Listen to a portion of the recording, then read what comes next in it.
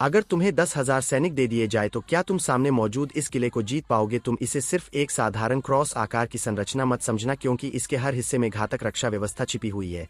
जैसे कि यह मुख्य द्वार दूर से देखने पर यह बिल्कुल साधारण लगता है, लेकिन पास जाने पर पता चलता है कि इसका प्रवेश सामने नहीं बल्कि बगल में बनाया गया है। ऐसा इसलिए कि जब दुश्मन हमला करे तो दोनों ओर से बनने वाली क्रॉस फायर दुश्मन सेना को भारी नुकसान पहुंचा सके। और इससे भी ज्यादा खतरनाक बात यह है कि इस साइड वाले दरवाजे के साथ किले की दीवार से सटी हुई खाई मिलकर एक खास इस आकार का मोड़ बनाती है।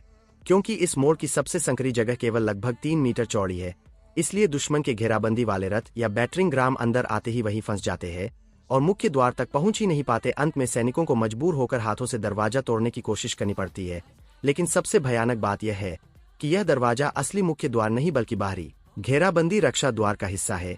अगर दुश्मन किसी तरह इसे तोड़कर अंदर घुस भी जाए तो उसे निराशा होगी कि असली मुख्य द्वार तो बिल्कुल सुरक्षित है, और तभी ऊपर तैनात सैनिक तीरों की बारिश करके उनका भव्य स्वागत करते हैं। अगर तुम मुख्य द्वार छोड़कर दीवारों पर हमला करने का सोचो तब भी तुम गलत साबित होगे। सबसे पहले सामने आती है ये 30 से 40 मीटर चौड़ी और 3 मीटर से अधिक गहरी खाई, जो दुश्मन की घेराबंदी मशीनों को पूरी तरह रोक देती है।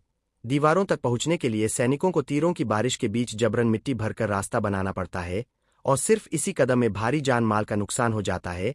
और इससे भी खतरनाक है, किले के हर बाहरी कोने पर बने उभरे हुए मामियान रक्षात्मक बुर्ज। जब ये एल आकार की दीवारों के साथ मिलते हैं तो जो भी दुश्मन दीवार के पास पहुंचता है उस पर सामने से पत्थरों और जलते लकड़ी के लट्ठों की बरसात होती है।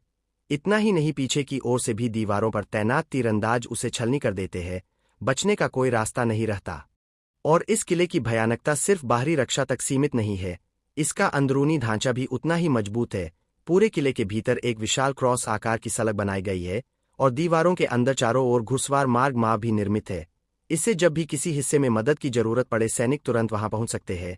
इसके अलावा शहर की अधिकतर इमारतें दबाई हुई मिट्टी रैम्प्ड अर्थ से बनाई गई है, इसलिए दुश्मन अगर आग लगाकर शहर जलाने की सोए तो वह सिर्फ कल्पना बनकर रह जाएगी। कहा जा सकता है कि यह किला बाहर से लेकर अंदर तक बिना किसी कमजोरी के बनाया गया है।